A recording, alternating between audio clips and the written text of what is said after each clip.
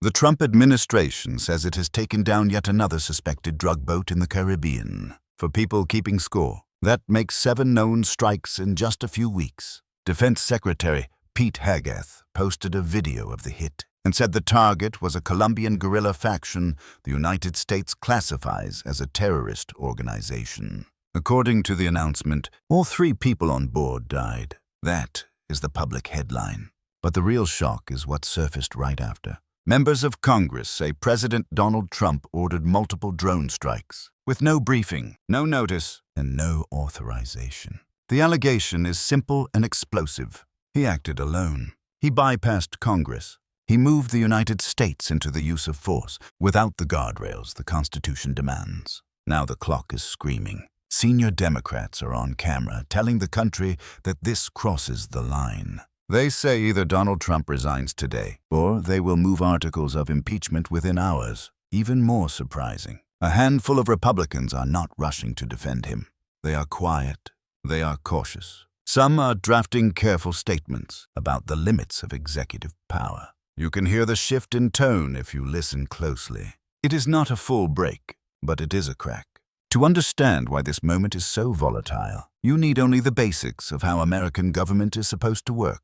Congress declares war. Congress controls the money. The president is commander-in-chief and directs the military once the people's representatives have authorized action. That is the separation of powers in action. It is not ceremonial language. It is the operating system. It exists so that one person cannot behave like a monarch. It exists because the founders had lived through the dangers of concentrated power and built a balance that forces bargaining, oversight, and accountability. Supporters of President Trump argue that the commander-in-chief has inherent authority to protect American interests. They say presidents must sometimes act with speed and secrecy. They point to history. They say the modern world moves faster than 18th century paperwork. There is truth in the urgency. But urgency is not the same thing as emergency.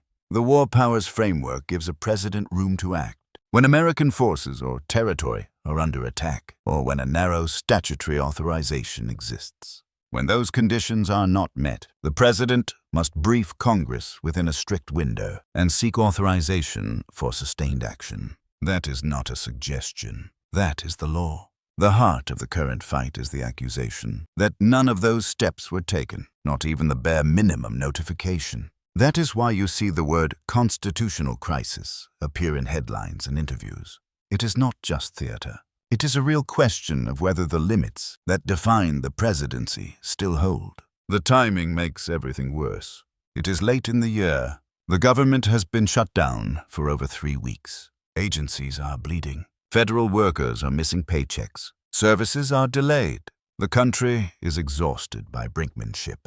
The president's approval ratings are soft and sinking. Then, out of nowhere, reports surface that at least 14 drone strikes in the Caribbean were authorized in secret. The targets are described as Venezuelan traffickers. The mission profiles look planned. The operations were not under a ticking clock. The point is not whether the targets were bad actors. The point is process. In a constitutional republic, process is substance. It is how power is kept legitimate. It is how force is kept under civilian control by many hands, not one. Now picture the political map as this breaks. On the left, leadership is furious and moving fast. On the right, there is a pause. Not silence because they do not care, but silence because they are calculating. Some Republicans agree privately that the legal footing is weak. Others worry about appearing disloyal to a leader whose base can end careers in a primary. A few are simply waiting for more facts, which in Washington is a way to buy time. The public reads the hesitation as fear. The activists read it as complicity. The temperature rises. In the middle of all this, Donald Trump does what he always does. He refuses to play defense. He surges to offense. He posts online that Republicans should play their Trump card and kill the filibuster to end the shutdown. The message is loud, simple, and combative. End the 60-vote hurdle. Use a simple majority. Reopen the government. He calls it the nuclear option.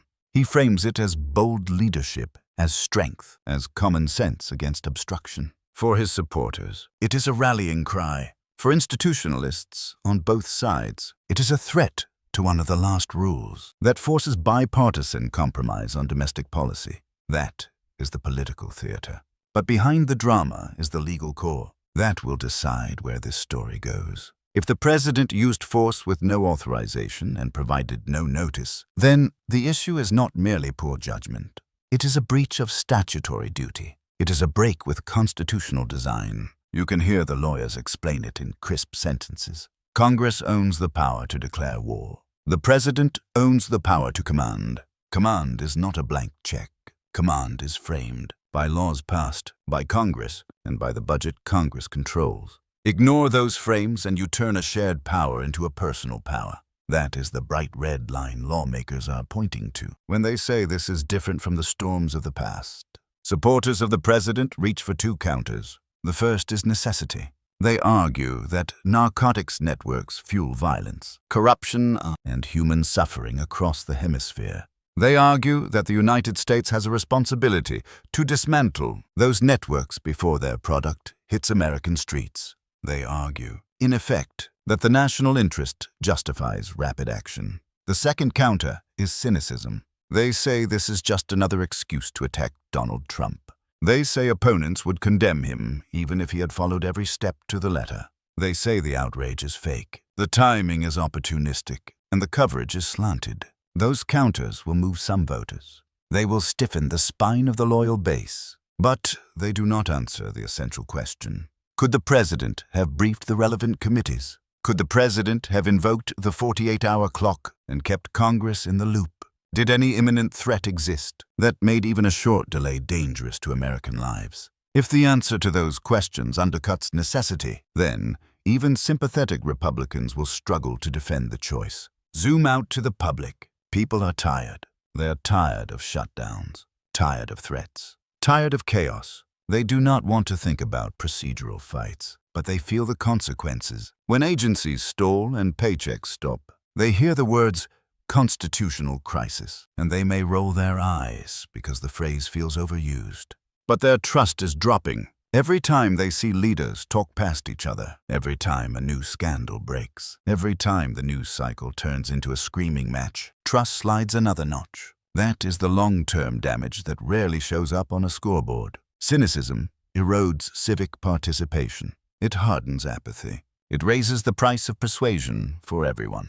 It opens the door to figures who promise strength over process and speed over law. Focus again on the calendar. A new election year is coming. Every House seat is on the line. A third of the Senate is up. Candidates will now be asked a very simple question in debates, town halls, and interviews. Are you comfortable with the president using military force without congressional authorization? The question is a trap for both sides. If a Republican says yes, they endorse a larger executive that may be used against their priorities when the White House flips. If they say no, they anger a base that prizes loyalty to Donald Trump above almost everything else.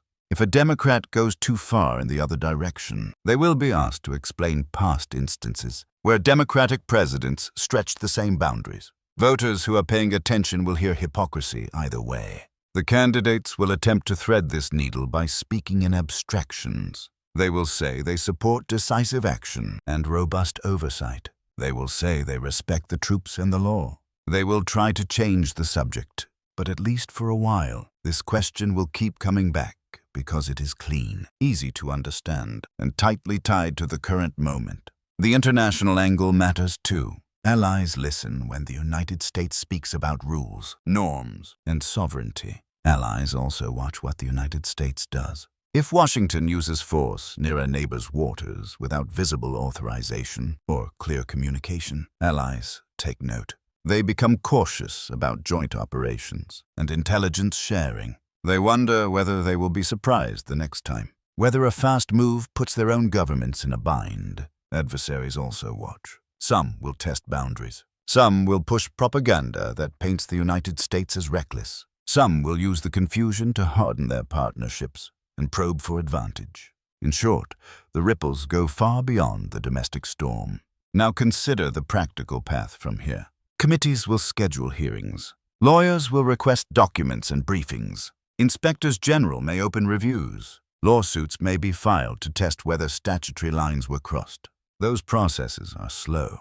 The rhetoric is fast. That tension will define the next few weeks. The president will attack the investigations as witch hunts. His supporters will echo him. His critics will blast the administration for stonewalling. Meanwhile, the shutdown clock will continue to run, and the push to end the filibuster will hang over the Senate like a storm cloud. Impeachment is the heaviest tool Congress has. It is not a prediction. It is not a guarantee. It is a mechanism that begins with facts, moves through hearings, and ends in votes. The House can pass articles with a bare majority. The Senate needs a supermajority to remove a president from office. That is an intentionally high bar. The framers made it hard, because removing a president should never be easy. If articles are drafted here, the case will be framed in terms of unauthorized use of force and failure to notify. That is cleaner and more concrete than many past fights. It is easier to explain in a sentence. It is easier for voters to understand even if they do not know every legal footnote.